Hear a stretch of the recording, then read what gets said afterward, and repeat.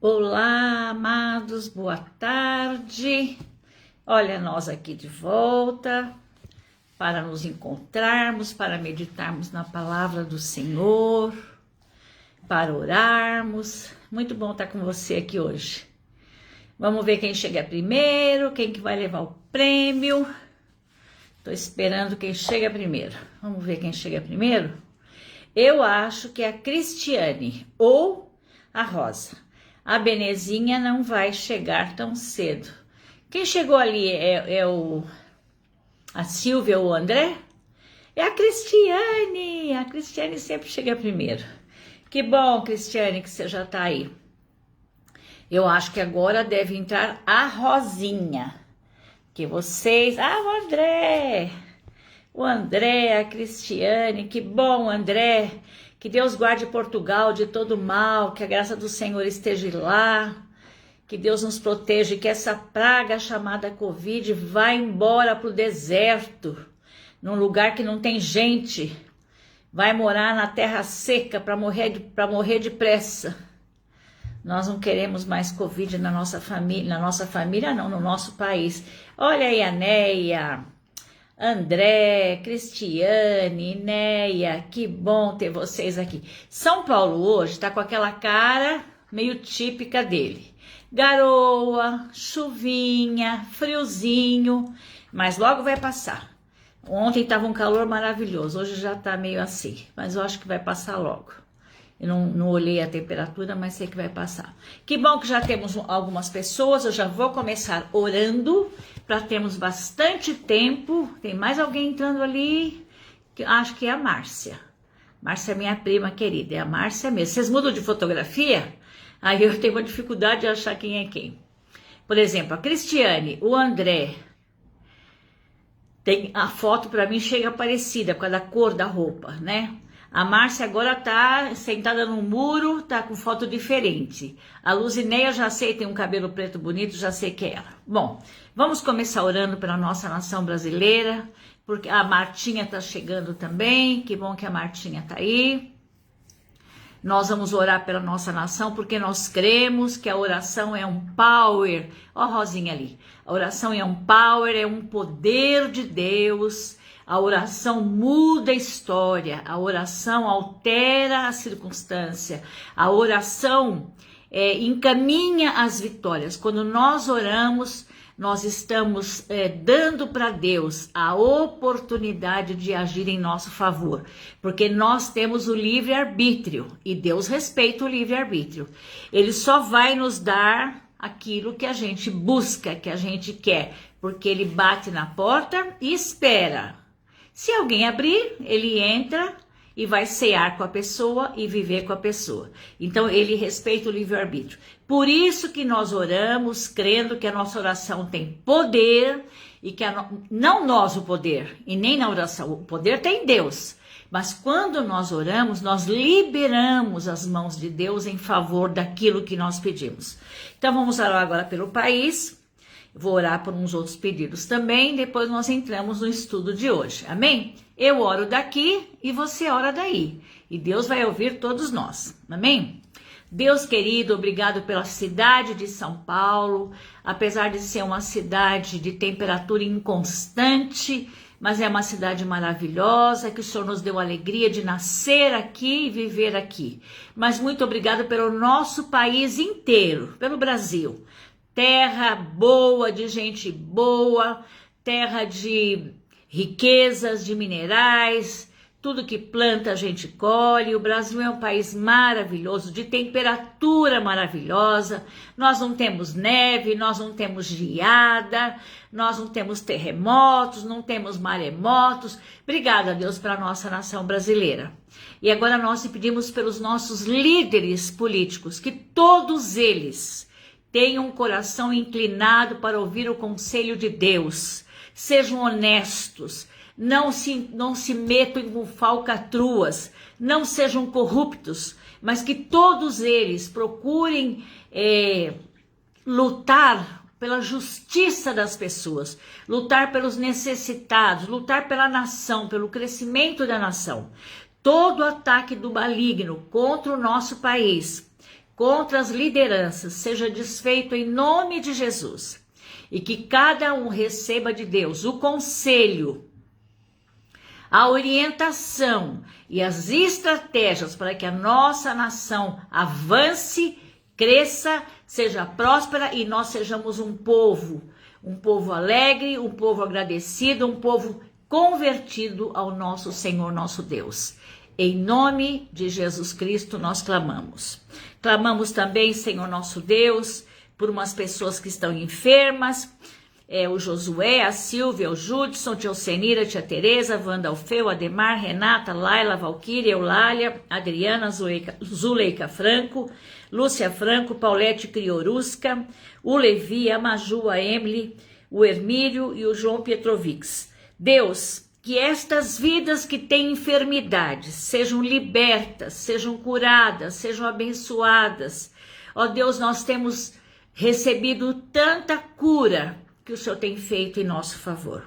E agora, Pai, nós queremos clamar também pela Níger, Afeganistão, Venezuela, Argentina, Cuba, China, Brasil, Angola e Moçambique, que o teu reino, Senhor, venha poderoso nestas nações, livrando do mal, da injustiça, da incredulidade, da violência e trazendo a paz do nosso Deus. E quero clamar também, Pai, especialmente hoje pelo aniversário da doutora Samira, que o teu reino venha poderoso, suculento, abençoado sobre a doutora Samira, abençoa o seu coração, a sua mente, o seu raciocínio, as suas mãos, para que ela continue como uma profissional tão competente, tão amorosa, tão humana, tão generosa. Que o teu reino venha sobre a doutora Samira e nós te louvamos pelo privilégio de conhecê-la e de sermos amigos e pacientes dela. Clamamos também, nosso Pai querido, pela vida da Samira, já falei, da Ivone, Glorinha, Maria Alice, Mariazinha, Rosana, Ruth, Fedoruc e Raquel. Que o teu reino venha sobre nós, os nossos filhos e os nossos netos.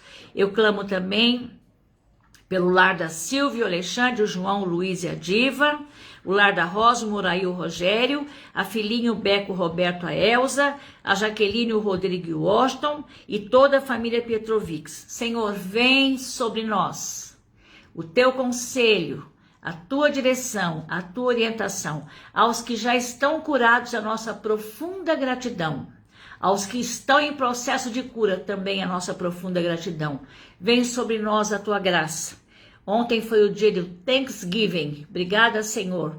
Muito obrigada, Senhor, por todas as maravilhas que tens feito na nossa vida e tudo que nos tem dado. Te louvamos de todo o nosso coração. Em nome do Senhor Jesus Cristo. Amém. Amém, queridos? Não vou acender vela com bolinho para a doutora Samira, porque eu já estive lá, já dei meu abraço. Clarice, querida, bem-vinda também. Que bom ter vocês aí. Eu vou falar agora à tarde de um estudo que eu devo ter dado já umas 2 vezes para vocês, mas que me pediram para repetir. E não é só porque pediram, eu gosto desse estudo e eu acho que cada vez, Celinha, bem-vinda, Marininha também, cada vez que nós mexemos nesse estudo, que nós nos detemos para aprender, tem lições novas, porque a palavra de Deus, ela não é um livro intelectual, ela é um livro de vida, ela tem vida e essa vida se renova a cada dia. Então, eu quero ler aqui no livro de Gênesis, para quem assistiu a novela de Gênesis, viu a vida de José. Eu não assisti todo, mas assisti alguns capítulos. E eu quero dizer para vocês, a história é a seguinte, Jacó era o pai de José. A mãe de José morreu, então ele era órfão de mãe. José era órfão de mãe. Então José foi um filho muito amado. Você sabe que toda casa, isso não adianta falar que não é. Toda casa, o pai e a mãe se voltam mais para o menor, para o pequenininho, porque o menor é o mais carente. Irmã Carmen, bem-vinda. Então, o pai e a mãe que tem juízo, não é que abandona os demais, mas se volta muito mais para os pequenininhos, que são os mais necessitados, são os mais dependentes. E José teve duplo amor do pai, porque além de ser o mais novinho, quer dizer, depois nasceu mais um irmão, mas quando o pai começou a cuidar dele e tal, ele tinha perdido a mãe. Então o pai foi muito intenso em amor com José. E isso provocava nos irmãos ciúmes, né? O que é uma tolice, né? Porque o coração de um pai e de uma mãe tem para todos. Coração de pai e de mãe cabe à humanidade inteira. Então o que acontece? José foi querido, foi bem tratado. E ele era um menino mesmo que ele tinha muita compaixão, muita misericórdia, ele gostava de Deus. Quando o pai ia adorar a Deus, ele ia junto, ele perguntava como que era Deus para o pai, ele queria crescer, ele queria conhecer. Terezinha, bem-vinda. Então, ele era especial entre os irmãos, que eram 12, né? Então, ele era o 12º, vamos dizer assim. Tem mais um mais novo que ele. Mas enfim, vamos ficar com José. Ele tinha vários irmãos, digamos 10, e ele também queria conquistar os irmãos. Ele também fazia tudo para andar com os irmãos, para ser igual aos irmãos, mas os irmãos rejeitavam ele. Então, na verdade, na vida, nós somos rejeitados porque temos defeito e somos rejeitados porque não temos defeito. Quer dizer, ninguém vive sem defeito, mas às vezes a característica de uma pessoa de ser batalhadora, estudiosa, generosa, irrita aqueles que são preguiçosos, avarentos, né? Então, a gente às vezes incomoda as pessoas quando faz coisa boa e quando faz coisa ruim, né? Quando alguém cisma com a nossa cara, a coisa fica difícil. Mas ainda bem que Deus não tem esse coração do homem, né? Deus tem um coração muito mais bondoso. E aí, no caso de José, ele foi crescendo e ele fazia tudo para conquistar os seus irmãos, tudo. Ele ia para a roça com os irmãos, ele ia para a colheita com os irmãos, ele fazia tudo para ser um homem semelhante aos irmãos, bem aceito por todos e trabalhador, ele era trabalhador. Mas os irmãos rejeitavam ele a ponto de vendê-lo como escravo. Você já pensou que coisa triste? O irmão da gente, que nasceu da mesma barriga, do mesmo pai e mãe, pegar a gente, o mais novo, o mais frágil, e vender como escravo, é muita malandragem, né? É muito coração frio. Mas além de fazerem esta malandragem, bem-vinda, Gislene, além de fazerem terem essa atitude tão desagradável, tão incorreta, além desses irmãos serem tão malandros e maldosos dessa maneira, ainda fizeram algo pior. Quando venderam José no Egito, eles voltaram para casa e pegaram a capa de José, porque eles tinham aquela túnica que parecia um vestido justo, aberto dos lados, depois vinha uma outra coisa por cima, né? Essa de cima era uma túnica muito bonita que o pai mandou fazer para o filho mais velho, porque o filho mais velho é chamado primogênito, e o primogênito era o alvo de todas as bênçãos de Deus, sempre foi assim. Entretanto, na casa de Jacó, o mais velho era encrenqueiro, era incrédulo, era rebelde, e José era mais doce, né? Tanto que o pai foi se inclinando em prepará-lo para ser o primogênito no sentido das honras, né? No sentido dos compromissos. Não é tanto honra, é compromissos. Aí o que acontece? Além da maldade de pegar o irmão que não tinha feito nenhum mal, né? E vendê-lo como escravo, quer dizer, uma coisa cruel, uma atitude cruel. Você vai vender o seu irmão de sangue, que teu pai ama tanto, que você deveria amar, para um povo maligno que vai matar, vai destruir, vai arrasar, vai bater, vai castigar. É muita crueldade desses irmãos, né? Às vezes a gente se pega fazendo umas coisas dessas. Aí o que aconteceu? Mas além dessa, fizeram uma pior. Mataram um bichinho lá qualquer, sei lá, uma ovelha no meio do mato, lá no meio da roça. Pegaram o sangue desse animalzinho, passaram na túnica de José e inventaram uma história, fizeram um combinado entre eles, né? Quando a gente se une para fazer um combinado bom, é ótimo, porque é a força do grupo. Agora, quando a gente se une para fazer um combinado maligno, também se consegue ter força. Oi, Verinha, bem-vinda. Pastora Vera. Bom, aí o que acontece? Além de tudo isso, da humilhação para o irmão, da crueldade com o irmão, foram mais cruéis ainda com o pai, porque trouxeram a túnica manchada de sangue, que era uma mentira, foi uma coisa que eles montaram, e enganaram o pai dizendo que o filhinho dele tinha morrido. Esse pai entrou em parafuso. Ele chorava, ele gritava, por que Deus fez isso? Por que Deus fez isso? Não foi Deus que fez, foram os malandros dos filhos dele. Bom, mas o que acontece? A história não acaba aqui. Graças a Deus, amados, que ainda que todos nós passemos por dias maus, todos nós estamos sujeitos a um dia mau, né? Que não deve passar de um dia, de preferência. Mas além de tudo isso, esse pai, nesse desespero, chorava e gritava, e esse pai ficou chateado com Deus, porque veja bem, por que Deus permitiu isso, né? Na verdade, não foi Deus, foi a malandragem dos irmãos. Bom, resultado, como toda mentira tem perna curta, quem tem o hábito de mentir, se cuide, porque a mentira não vai longe, tem perninha curta. E a mentira desses irmãos também não foi muito longe. Resultado, José, a Bíblia fala que Deus era com José. Quando a Bíblia diz assim, Deus é com a Neia, Deus é com a Célia, Deus é com a irmã Carme, Deus é com a Terezinha, Deus é com a Lene, Deus é com a pastora Vera, Deus é com a Rosa, e mais gente aqui não estou lembrando, Deus é com o André. Quando fala que Deus é com fulano, a gente também subentende que fulano também é com Deus, porque Deus é com todos. Só que nem todos querem saber de Deus. Deus é com a Rosinha, né? Agora, a verdade é que o contrário também é verdadeiro. Deus é comigo porque eu também sou com ele. Porque Deus sempre é com todo mundo. E Deus era com José. E José tinha um coração grato a Deus, voltado para Deus, mesmo sofrendo, chorando, apanhando, levando paulada, passando fome, sede, sendo humilhado, um homem que era tratado, né? Boa escola, boa alimentação, roupa bonita, um pai amoroso, tinha um teto, tinha uma casa, tinha tudo que uma pessoa precisa para viver feliz. Agora ele perdeu tudo, não tem mais nada, né? Então passava frio, fome, chicotado, humilhação, foi terrível. Mas ele vai, e a Bíblia fala várias vezes, isso me deixa tão encantada, né? No capítulo 39 de Gênesis, fala assim, o Senhor era com José, que veio a ser um homem próspero. Gente, tem pessoas que têm horror dessa palavra prosperidade, que pensam só em dinheiro.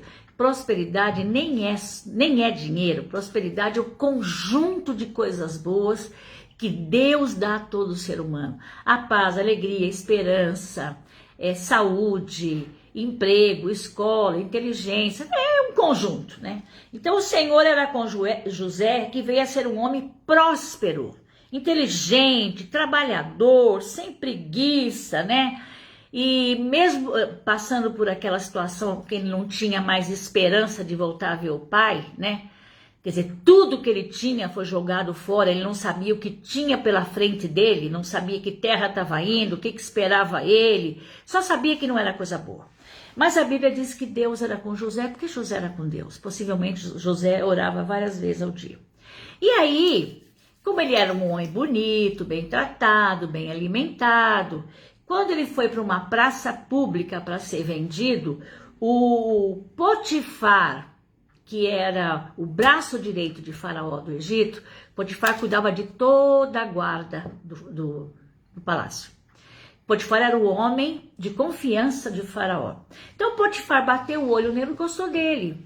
E comprou ele para a casa dele. Para quê? Para limpar a casa, cuidar dos empregados, cuidar da fazenda, cuidar de tudo. E realmente, olha o outro versículo aqui. Que coisa interessante. Capítulo 39 de Gênesis, versículo 3. Vendo, do verbo ver, vendo Potifar que o Senhor era com José e que tudo que ele fazia, o Senhor prosperava nas suas mãos. Essa palavra Senhor é com S maiúsculo. Então o Senhor nosso Deus fazia com que tudo que José pusesse a mão, que ele punha a mão, aquilo florescia. As plantações floresciam, os animais estavam saudáveis, os empregados gostavam de trabalhar, a casa estava limpa, as finanças estavam em ordem. Então José era um homem de mente brilhante. Ele podia ficar pensando assim: eu sou um azarado, nasci para sofrer, o meu pai, a minha mãe que eu amava morreu, o meu pai que me amava eu perdi, meus irmãos me odeiam, não vale a pena viver, essa vida é uma meleca, eu não sei porque que eu nasci, aliás, eu nem queria ter nascido. Ele podia ter um discurso desse, mas ele escolheu colocar a mão na massa, no serviço, e fazer o melhor dele. Em vez de ele ficar com a cabeça, com aquele comichão da família, o que eu perdi, ele usava a cabeça: como que eu posso fazer essa roça produzir mais? Como que eu posso deixar o palácio de Potifar mais bonito? Como que eu posso agradar o meu patrão? Como que eu posso cozinhar bem? Então ele usava, e isso é muito importante, amadinhas, muito importante. Não gaste a sua energia com uma coisa que não tem futuro. Pega a sua energia e joga ela, direciona ela para aquilo que vai dar certo, para aquilo que é bom. É fácil? Não, não é fácil, mas é possível. Nós somos todos competentes para aprender coisas novas.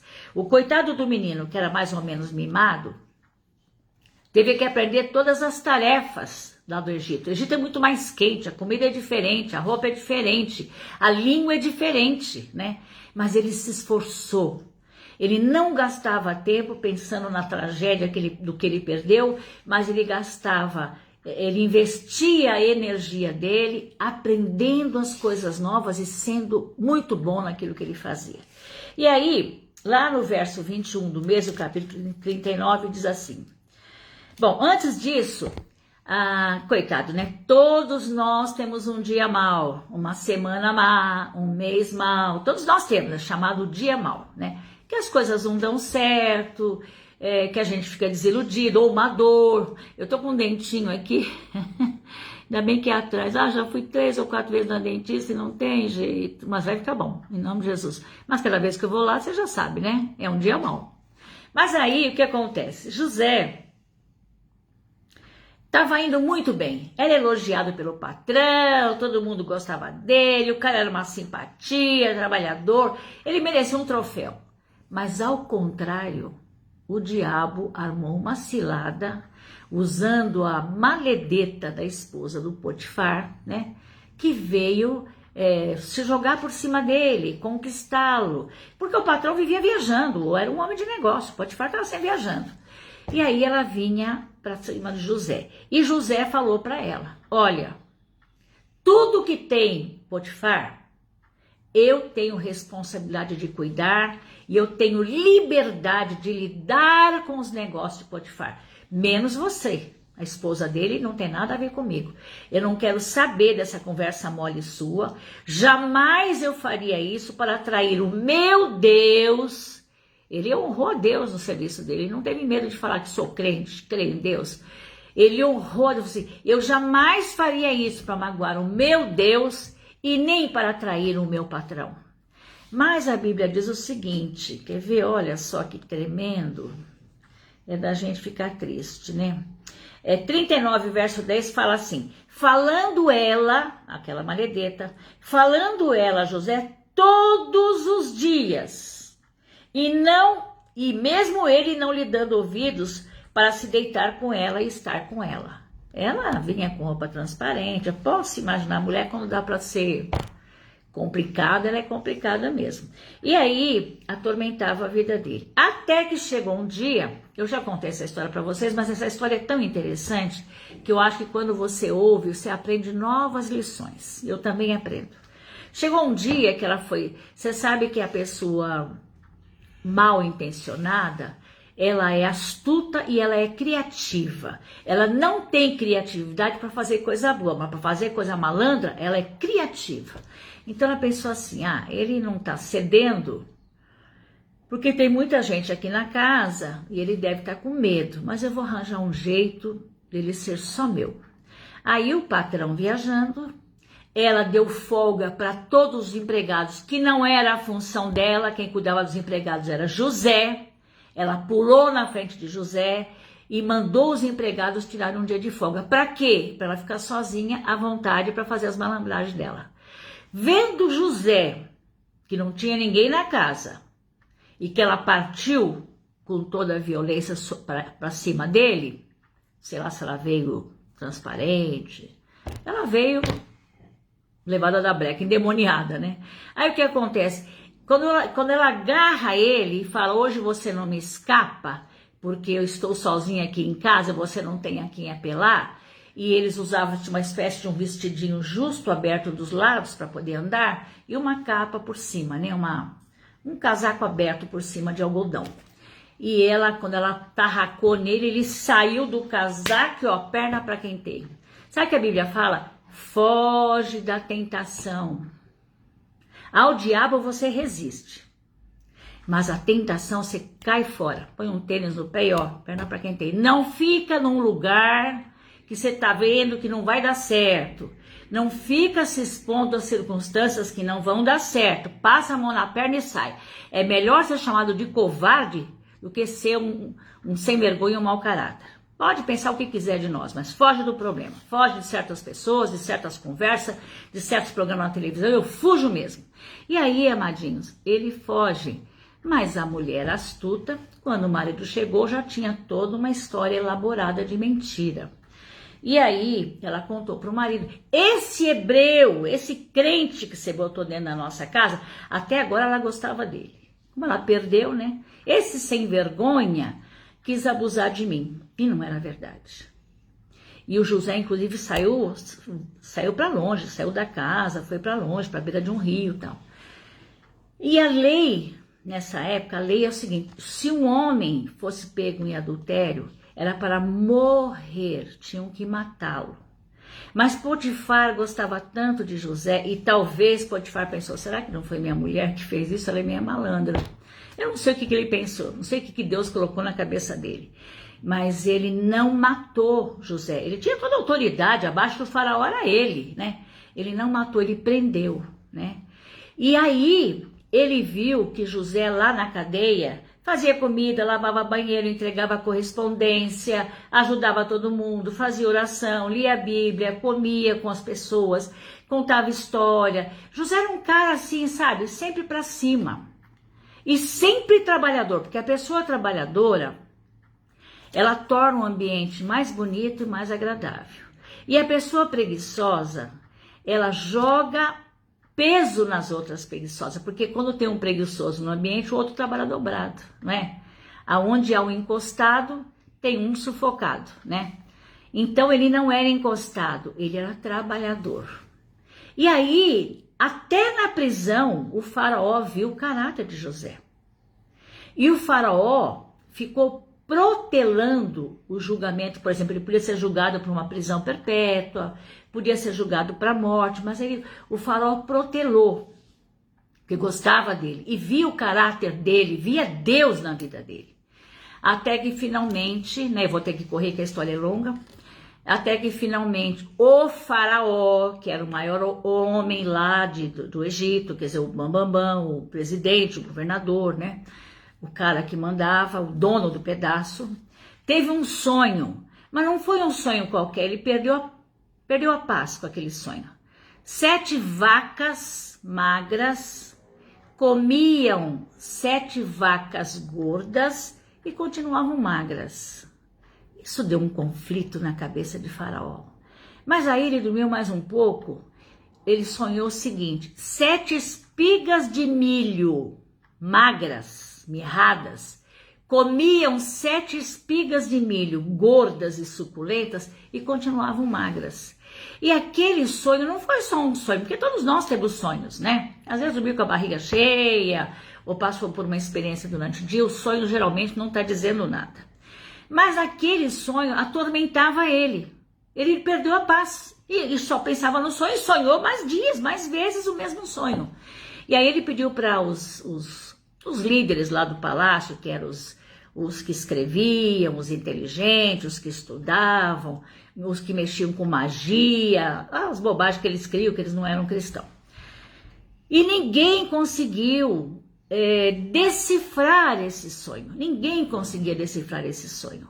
Até que um dos cidadãos que estava preso com José e foi solto, e que trabalhava para Faraó, falou assim: olha, lembrei, lá no presídio tem um tal de José, lá de Israel, hebreu, e ele sabe as coisas, Deus fala com ele. Falou: bom, então traz ele aqui e vou dizer uma coisa, se ele não souber, vai morrer. Aliás, vai morrer ele e vão morrer todos vocês que não conseguem adivinhar, porque eu estou pagando vocês aqui, vocês não são de nada. O Faraó já tinha feito uma sentença de morte para quem não acertasse. E José, acho tão interessante esse detalhe, José se banhou, né? Fez a barba, botou uma roupa limpa, usou desodorante. Ele não compareceu diante do rei estrupiado, ele se preparou. Eu estava conversando com uma pessoa querida, que eu aprendi que a aparência da gente, ela respeita a outra pessoa. Se você tem uma aparência relaxada, você está desprezando as pessoas com quem você vive. Então, cuidar da aparência não é vaidade, é respeito pelas pessoas com quem a gente vive, né? Você pode até usar uma roupa confortável, um chinelo, uma bermuda, uma camiseta, mas tem que estar alinhado, tem que estar limpo, tem que estar passado, tem que estar com desodorante, cabelo lavado, unhas lixadas, não é? Isso demonstra respeito pelas outras pessoas, não é no campo da vaidade. Aí, José se preparou, porque ele sabia que ele ia estar diante do rei. Ele não ia de qualquer jeito. No presídio ninguém está limpinho, as unhas estão grandes, o dente está sem escovar, mas nesse dia ele se preparou para estar diante do rei, para mostrar respeito pelo rei. E aí o rei contou o sonho, ele falou assim: eu soube que você adivinha. Ele falou: não, eu não adivinho, mas Deus me revela as coisas que eu preciso saber. Eu vou fazer esse trabalho para o Senhor na força de Deus, não é na minha força. E aí ele conta o sonho para José, e José fala: não, os dois sonhos são a mesma coisa. Serão 7 anos de fartura no Egito, de muita comida, de muita abundância, de muita plantação, de muita colheita. Depois virão 7 anos de miséria, que não haverá colheita. Então o que acontece? Por isso que a vaca gorda comia, a vaca magra comia, a gorda continuava magra. Serão 7 anos de miséria, nada vai matar a miséria. Então eu aconselho o senhor, olha o topete do José, eu aconselho o senhor a arranjar bons administradores formados em economia, engenheiros da alimentação, nutricionista. O senhor faz assim uma equipe boa, né, para cuidar da terra enquanto colhe. Abra celeiros, prepara embalagem, máquinas de industrializar, de botar no saquinho. Olha, prepara o país nos 7 anos de abundância. Porque quando vir os 7 anos de miséria, tá tudo estocado. Isso é uma lição tão poderosa. Amada, cuida da tua velhice enquanto dá tempo. Educa teus filhos enquanto dá tempo. Estoca as coisas boas, porque uma hora vai acabar, né? Estoca a sua saúde, não joga no lixo, olha os vícios. Estoca, porque a hora que vir a miséria, você vai estar com seu armazém cheio e você vai continuar sobrevivendo com dignidade. Então o que aconteceu? Faraó, ao ouvir esta palavra tão simples desse presidiário, ele falou assim: aonde eu vou achar aqui no meu país alguém mais preparado do que você? É claro que foi Deus que trabalhou na cabeça de Faraó, que o cara não era nem do país dele, o cara não era egípcio, não se formou nas faculdades egípcias, era atualmente um bandido preso, um presidiário. Como que alguém vai dar valor? Só que Deus agiu no coração de Faraó. E aí Faraó falou para ele assim: mas aonde eu vou achar aqui no meu... E estavam todos os ministros lá perto, todos os ministros, os grandulas estavam lá. Quiseram morrer quando o Faraó falou isso. Aonde eu vou achar alguém com esta tua cabeça, com essa tua responsabilidade, com esse teu testemunho, com esse teu caráter, Eu não vou achar ninguém. Então é você. A partir de hoje, você é o primeiro-ministro das finanças do Egito. Olha, da prisão para ministro. Ah, esse Deus é maravilhoso. Você está presa, amadinha, em algum problema? Você vai se tornar uma ministra do Senhor. Pode crer. Deus tem coisas boas para a nossa vida. Então esse menino, que parecia um azarado, que tudo dava errado para ele, e ai, ai, ai, oi, oi, oi, eu não vou ser ninguém, não presto para nada, não sei porque eu nasci, só que ele nunca teve essa cabeça, ele sabia que Deus era com ele, e nós também sabemos que o Senhor é conosco. Edna, querida, e aí resultado, ele se tornou o primeiro-ministro das finanças do Egito, não foi mais presidiário, e aí vocês sabem da história que passados 7 anos de fartura, ele trabalhou duro, ele era um bom contador, ele era um menino que tinha a mente de Cristo, né? Na verdade, nós não temos capacitação nossa, é Deus que nos dá, né? O Senhor é que é bondoso, ele dá para todos que querem. Aí, resultado, passados 7 anos de muita fartura, que ele armazenou tudo, as pessoas começaram a ter pobreza e a comprar do faraó. E o paizinho dele, que estava lá em Israel, o país vizinho, lá longe, começou a passar fome, porque era uma família grande, e digamos que houve uma seca, as plantas não produziam, os grãos não produziam, enfim. Resultado, vieram para o Egito, eu vou até diminuir a história, que ela é muito longa, e Faraó falou assim, eu soube que o teu irmão veio aqui buscar mantimento. Eu falei, eu tenho 11 irmãos. Ele falou, que maravilha. Então faz o seguinte, você tem pai? Também tenho, meu pai está vivo. Então você chama, eu vou mandar umas carruagens, e vou mandar uma parte do meu exército, vai você lá no Egito com essa turma aí. E, aliás, o José não foi, ele mandou só os soldados do próprio faraó. Manda lá com bastante carruagem, bastante comida e traz toda a tua família. Olha, os irmãos tinham casado, já tinham um filho, já tinham neto, agora era uma nação. Não era uma família, era uma nação, a nação dos hebreus, né? E o que acontece? Deus usou José para salvar o Egito e salvar Israel. Não é maravilhoso? E o que isso, amadinha, o que isso é útil para a nossa vida hoje? O mesmo Deus de José é o seu Deus.